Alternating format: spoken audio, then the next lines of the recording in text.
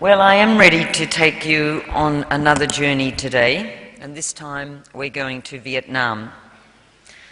We're going to take a look at another house which God has invited me to build with Him. I have learnt to grasp that it is not simply having life that determines the quality of our lives. It is learning to let it go, one phase at a time, that determines the measure of our contentment, the value of our insights, and the calibre of our faith. Learning to be more than we have or do is the real beginning of life, and thus God's invitations to continually help to build His houses. In Buddhist terminology, life is the process of becoming awake to what is really real, to what is good, to the foolishness of calling anything final or permanent or necessary or imperative.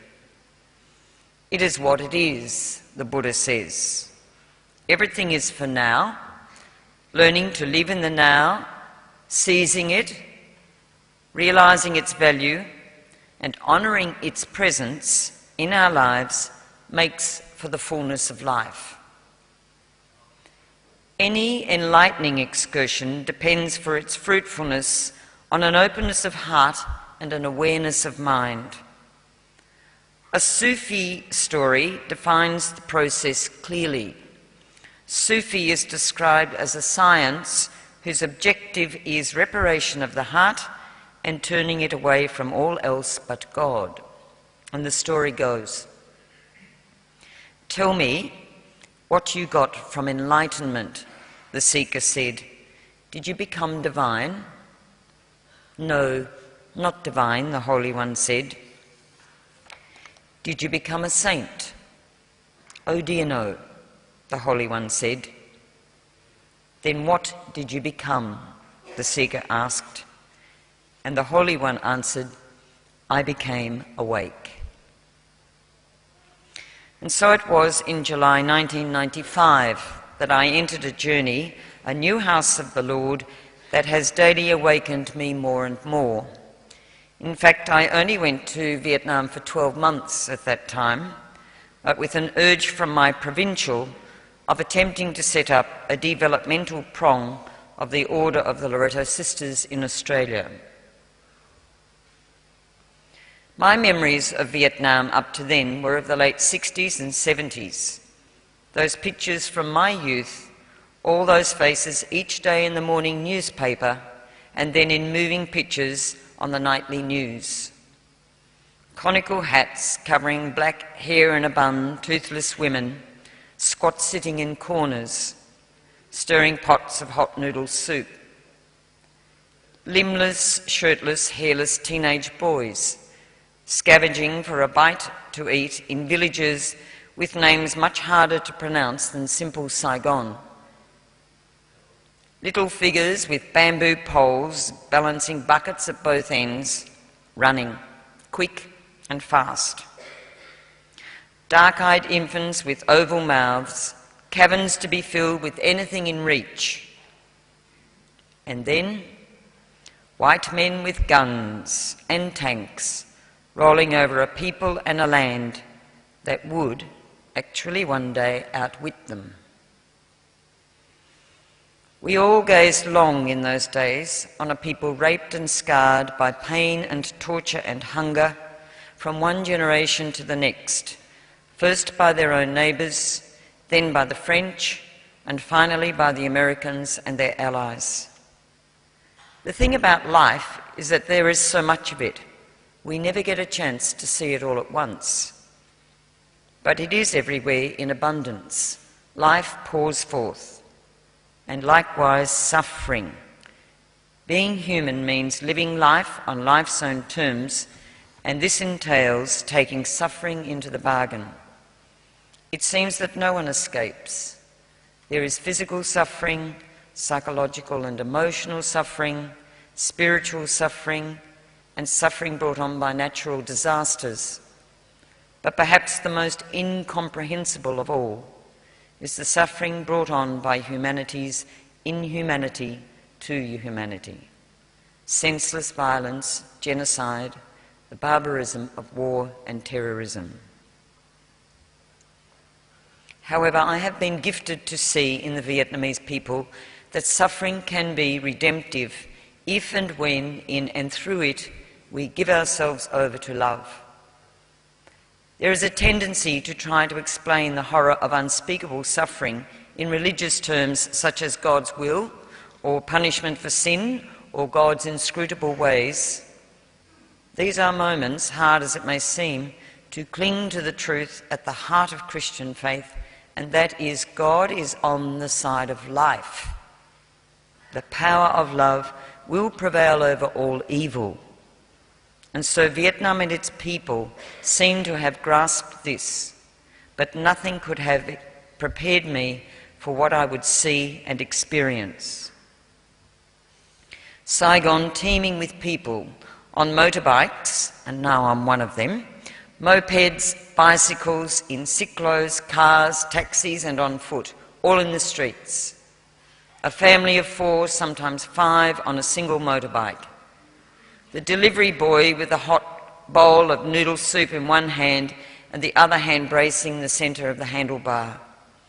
A sort of Asian wonder boy, 5 or 6 years old, singing even as he holds a half bowl's worth of rice in his mouth, balancing himself on the handlebars of his daddy's hot motorbike. I was swept up, I was carried along in a moving, chaotic, free-for-all, pushing any and every way where you can get to need to go, a rap line of cacophony and clutter, randomly punctuated, or more often now, by honking and beeping, like those curly accents placed over and there on the quirkily strung words of the tonal language that is Vietnamese. Wooden vegetable stands guarding entry to noodle soup kitchens, hot bowls of pho served for breakfast, lunch and dinner.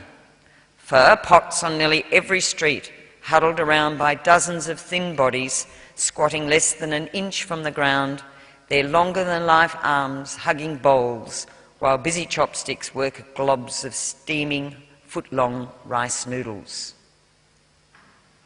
It was not so much the faith of the Vietnamese people that came into focus as much as their livingness, a way of being close to the ground, a heartbeat away from the pulsating earth on which the rest of us would rather stand, trod and trammel, thinking ourselves perhaps somewhere above and unrelated to it. Their squat sitting brings them close to the earth and its ways, reminding me too of where I have come from and where I shall go in the end. This lifing of a people has been made sinewy strong in affliction. This lifing of a people, it is so much the sensuality, the pulsating utter aliveness, the surpassing dignity of their bearing, and the majestic contours of that terrain, lush and deep and green and blue and purple. They opened this up to me and they showed it to me. Doing whatever work they can get their hands on, sometimes in their homes, most working hard, 10 hours a day, jobs if they can find them. They are all bonded to one another and to their homeland by a common suffering of struggle and sorrow. For 12 months, I worked for a British non-government organisation called NGO or INGO, and yet I found myself swimming in the memory of Vietnam in war-torn days. I was now in this land of a tenacity, a place of sight and sound, of heart and hunger, of suffering and hope, of scent and spirit I know more and more that going to Vietnam was an awakening of my heart. And upon waking, of being awakened, perhaps firstly my eyes were opened to see again as if for the first time, but then to look with the eyes of the heart. Every movement of the heart is a vital part of my story. The image reflections of Vietnam convey insight about a core feature of the Christian spiritual life: faith and forgiveness, suffering and hope, care for the body and for the poor of the earth, the costliness of fidelity, being rooted in a tradition, grief and gratitude, the need for good teaching and direction, the inbreaking of grace in the face of the other. I now know that, if it dares, the heart can learn once again how to love with a love that wants only to love, with a love that pushes out into the vastness of an ever-widening, never-ever-to-be-exhausted generosity. It is in Vietnam that my heart could fall in love again, more deeply than ever before. Not with another, but with a people and a land. The sheer joy in living, all connected by blood, by work, and more by a common story. Gradually all this began to soothe me rather than startle me. I was new to this place, a stranger made welcome in a place which is not a place of all, but an ever-widening circle and cycle of belonging. To go back to Psalm 127, unless the Lord builds a house, we know that it reminds us to reflect on the type of work we do and why. Was I calling the shots again after I decided and completed my first 12 months in Vietnam? What house was the Lord building for me there, where he was calling me to ponder the right reasons for my actions? I knew God was in it.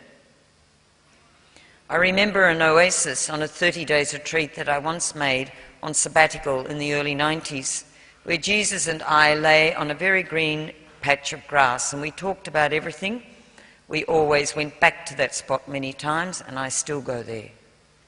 In Vietnam, I often contemplate the words from Paul, "Be steadfast, immovable, always abounding in the Lord, in the work of the Lord, knowing that in the Lord your labour is not in vain." And so I was learning in Vietnam a little more to hand over and to realise that God is not only willing but eager to take the burden of final responsibility for whether the house gets built. Work is God-given. In the beginning, what's the first word of the Bible? In the beginning, God created the heavens and earth. Even our first parents were told to tend the garden and to make it fruitful. So again, in retrospect, my first 12 months in Vietnam were the mere foundation. I believe I was then called to a deeper immersion into Christ, which would allow me to do his work in Vietnam. In God we make our boast all day long. I can do all things in him who strengthens me. He must increase, I must decrease. I'm not going to go into the painful intricacies of the antics of how to gain an INGO license in Vietnam. I just need you to know that it took me 18 months of blood and sweat and tears. I think if I'd known about this very heavy task beforehand, I doubt I'd have laboured with that chapter of God's building the house.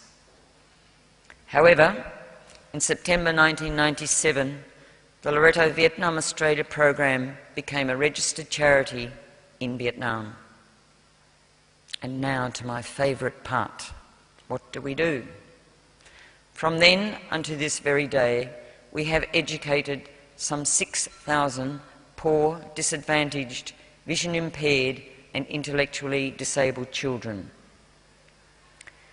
From its Latin roots, to educate means to call forth. But what is it precisely that a teacher calls forth?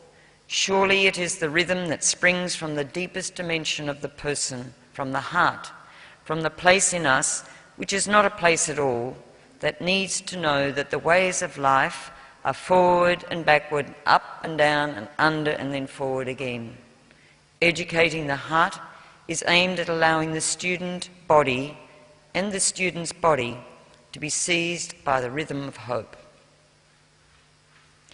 The Loreto Vietnam Australia program, which I will now call LVAP, which is easier to say, reached out to poor rural countryside areas in the years 97, 99, 2000, 2002, 2003 and 2005 by building 4 rural primary schools and 2 kindergartens.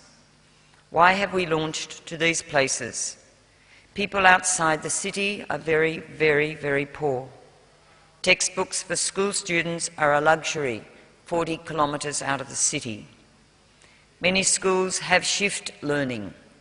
Maybe they have only 2 classrooms, so years 1 to 3 come at 7 till 9, they go home. Years 3 to 5 come from 9:30 to 11:30, they go home. In the afternoon, might be whatever we're up to, 6 to 8, then they go home, and then from 3 to 4, the older children, and then they go home. So we build and equip schools and then hand them over to the Vietnamese government. This makes them very sustainable projects. I'm pretty sure I can't live forever, but schools will last for scores of years. Our continual support for the kids in these learning environments is given through school packs, uniforms, scholarships for the poorest of the poor, and bicycles also for very poor children. In 1997, we opened a shelter for street girls and one for boys in 1998. Street children in Vietnam are often called bụi đời. Bụi đời means the dust of life. There isn't much you can do with dust to change its image. It is a graphic symbol of basic nothingness, of powerlessness, of anonymous insignificance. However, through our care of these street kids, giving them security, a home, reliable nutrition, clothes, schooling in its entirety, and vocational training leading to a secure and better future, these kids, these flawed seeds and their damaged beauty have had their futility redeemed. This is a letter written by a father of one of the boys from Sunlight House Shelter for Boys. Dear Tuan, I am crying while I write to you. I have only one wish, that you try to study well and be well behaved, to be a good student so that in the future you will become a good person. Then you can come back with us and that will be our honour and pride.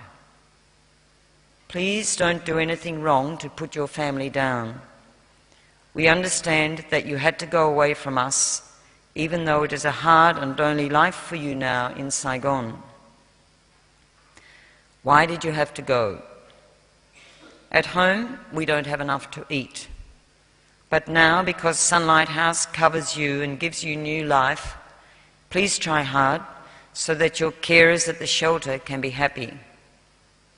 Because of our family situation, you should understand that you are lucky to have generous people caring for you. You must think of this as the best blessing of our family.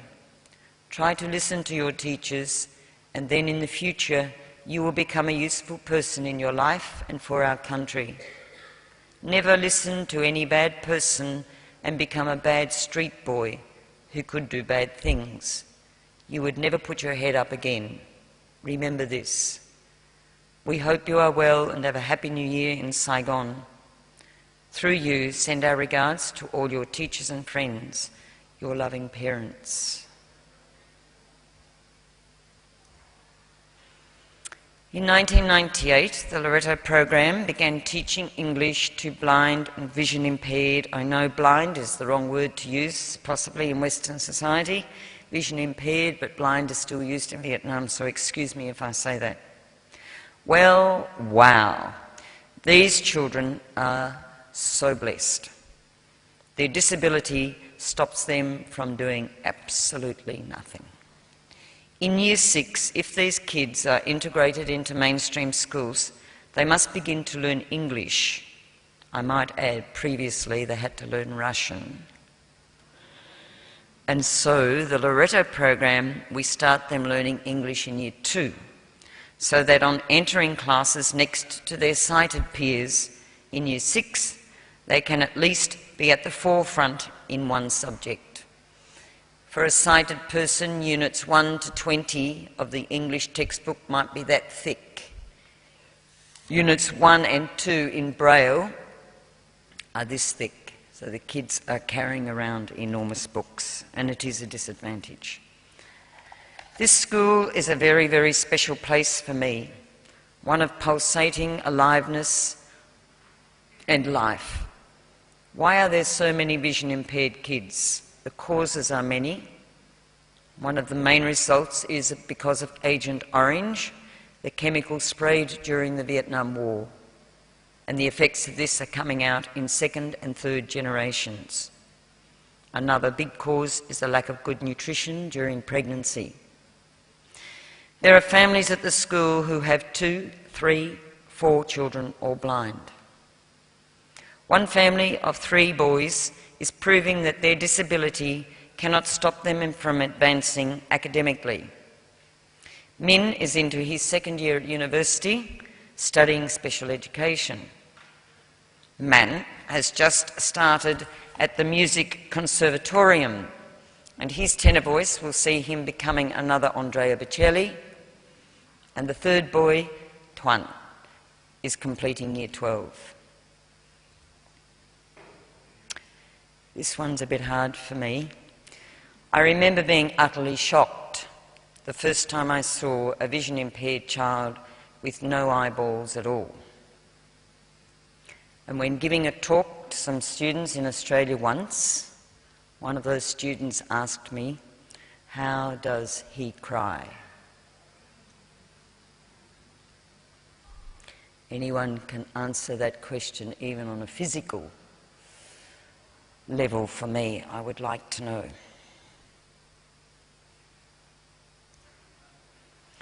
The Loreto program's partnership at the School for the Blind also sees our support for music, sport, massage, life skills, a new school van, braille paper and extra nutrition for the kids there.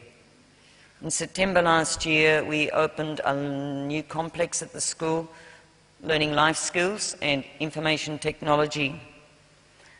The kids there have a special software called JAWS, where they listen to the screen, and they can be typing away, and it will tell them when they've made a mistake. And I have to, in retrospect, that wonderful word that I keep using, think that it is perhaps the most futuristic project that we have ever undertaken in our 11 years. Sometimes I can be on my way to school in that traffic on my motorbike, feeling so tired, and I can't imagine how I'll teach for 3 hours. Such a feeling disappears after 2 minutes in the classroom.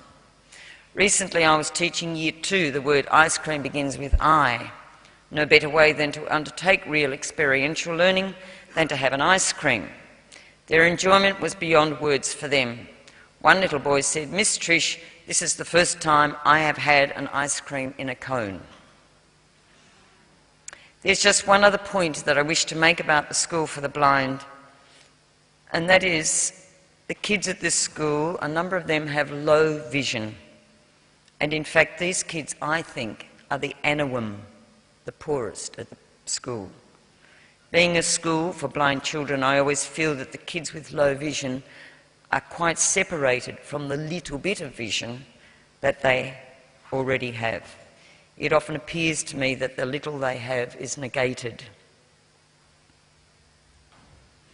In 2001, we built a special school for intellectually disabled, I know again the word is intellectually challenged, children.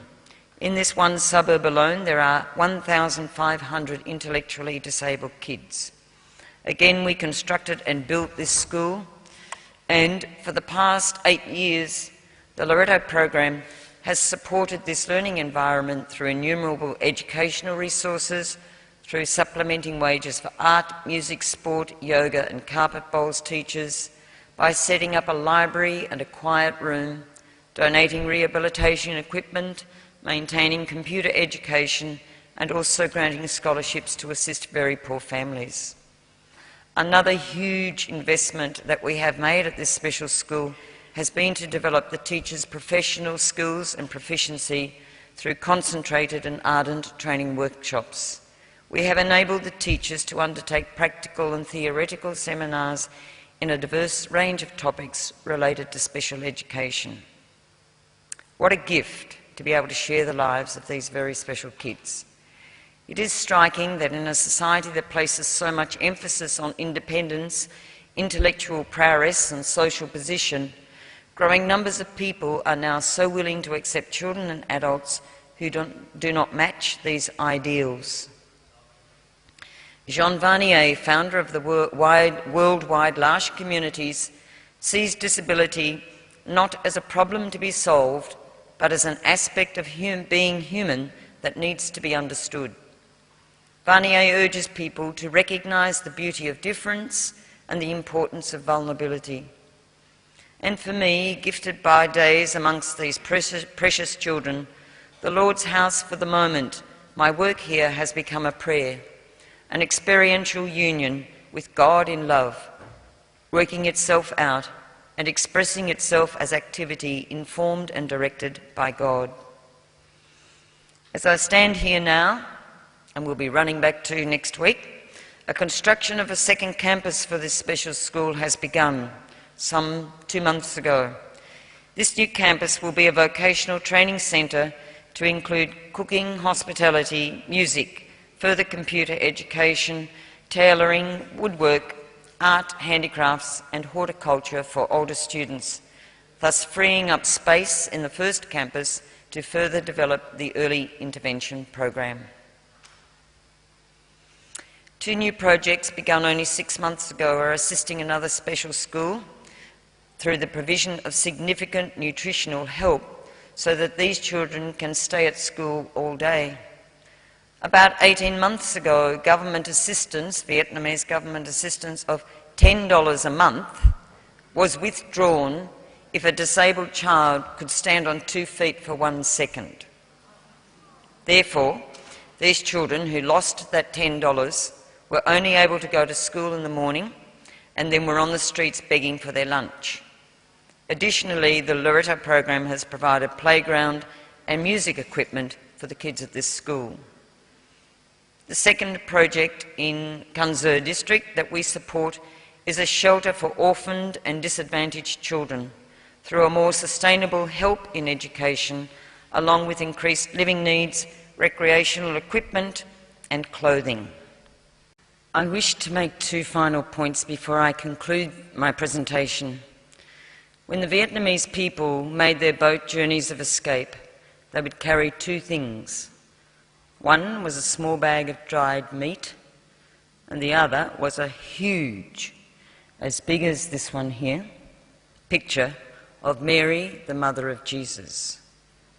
I belong to the Institute of the Blessed Virgin Mary. We're also known as the Loretto Sisters, but it is the Vietnamese people who have taught me to cherish a deep, deep love of Mary. When they sing and pray to her, they use the word mẹ ơi. They plead with her, mẹ ơi, translated into English as mother, but barely with the depth and the passion that this word is spoken and has meaning in Vietnamese. What a wonderful woman to have in our lives. She is tender, she is strong, she is a woman of courage and faith. She listened long and lovingly to the word of God, perplexed and puzzled, and yet poised with a freedom of spirit to say yes.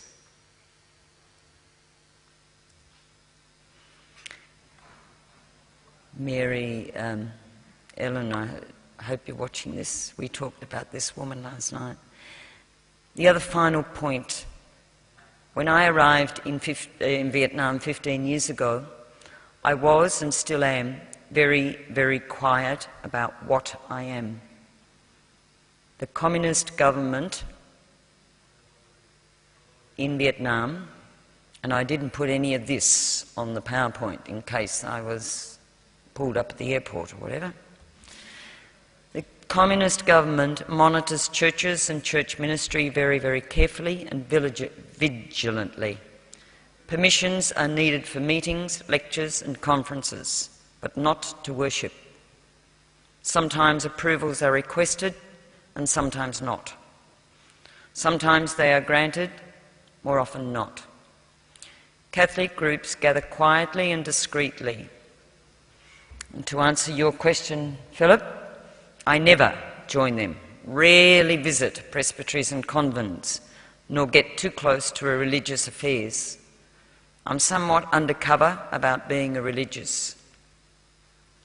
Not unlike our foundress, Mary Ward, born in the 16th century and who lived during the worst period of persecution against recusant Catholics who refused to attend the state church.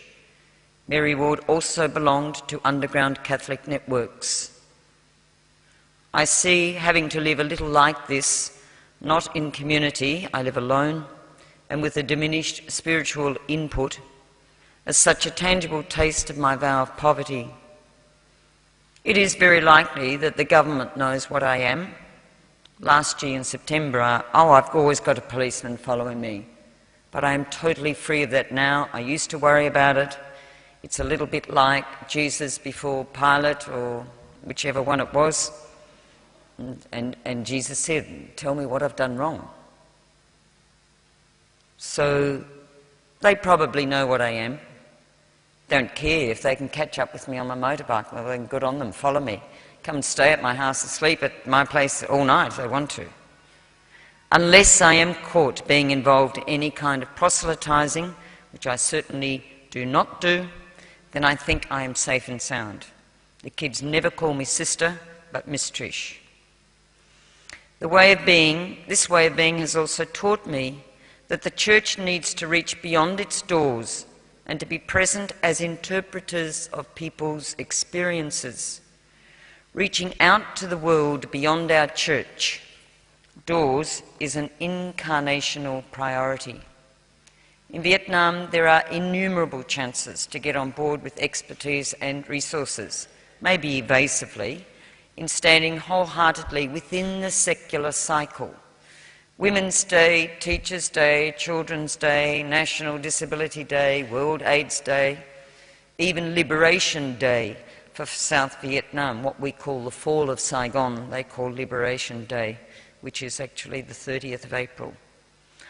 I see such a need to take these days seriously along with the Vietnamese people, as these times offer a remarkable opportunity to be involved in shaping popular spirituality, developing largely beyond our reach or influence. And secondly, we have a theologically, perhaps evasively, and practical contribution to make, and we will surely find out that we have something to learn ourselves. Unless the Lord builds a house, I pray for us all that we can walk into each day as God's builder, and that whoever we meet in God's own way. I pray that we will prepare ourselves to see with the heart that each day is blessed of God, chosen by God with his own hand. Then every person we meet is a gift of God. Every circumstance we meet is a gift of God. I pray that we be attentive to grace loose in the world, opening eyes and hearts wide enough to search for traces of God's nearness in our own desire, our wanting, our longing, our beholding what is beautiful to look at, tasting what is good to savour, knowing what is true and trying to do the right thing in love freely, all the while preparing for the God who comes again and again and yet again in our desiring. One last request is, please pray for me daily that I stay strong in God's ministry. Thank you.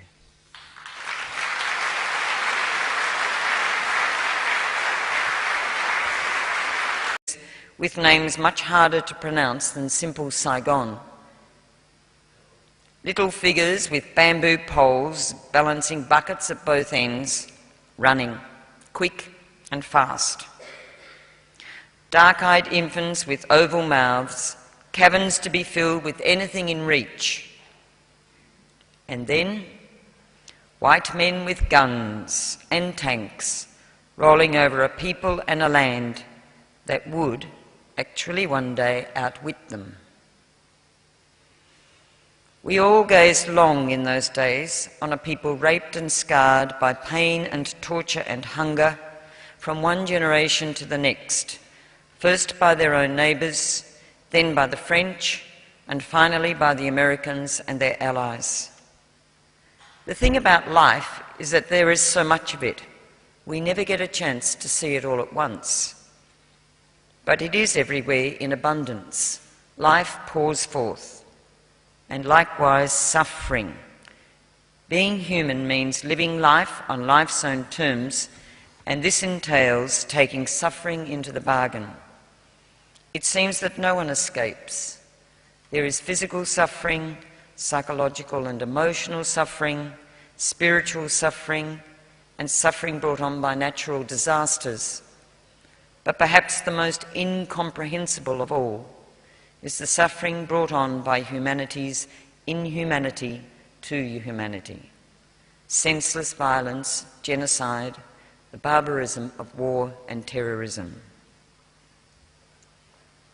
However, I have been gifted to see in the Vietnamese people that suffering can be redemptive if and when, in and through it, we give ourselves over to love. There is a tendency to try to explain the horror of unspeakable suffering in religious terms such as God's will, or punishment for sin, or God's inscrutable ways. These are moments, hard as it may seem, to cling to the truth at the heart of Christian faith, and that is God is or imperative. It is what it is, the Buddha says. Everything is for now, learning to live in the now, seizing it, realizing its value, and honouring its presence in our lives makes for the fullness of life. Any enlightening excursion depends for its fruitfulness on an openness of heart and an awareness of mind. A Sufi story defines the process clearly. Sufi is described as a science whose objective is reparation of the heart and turning it away from all else but God. And the story goes, "Tell me what you got from enlightenment," the seeker said. "Did you become divine?" "No, not divine," the Holy One said. "Did you become a saint?" "Oh dear no," the Holy One said. "Then what did you become?" the seeker asked. And the Holy One answered, "I became awake." And so it was in July 1995 that I entered a journey, a new house of the Lord, that has daily awakened me more and more. In fact, I only went to Vietnam for 12 months at that time, but with an urge from my provincial of attempting to set up a developmental prong of the Order of the Loreto Sisters in Australia. My memories of Vietnam up to then were of the late 60s and 70s. Those pictures from my youth, all those faces each day in the morning newspaper, and then in moving pictures on the nightly news. Conical hats covering black hair in a bun, toothless women, squat sitting in corners, stirring pots of hot noodle soup. Limbless, shirtless, hairless teenage boys, scavenging for a bite to eat in villages. Well, I am ready to take you on another journey today, and this time we're going to Vietnam. We're going to take a look at another house which God has invited me to build with Him. I have learnt to grasp that it is not simply having life that determines the quality of our lives. It is learning to let it go, one phase at a time, that determines the measure of our contentment, the value of our insights, and the calibre of our faith.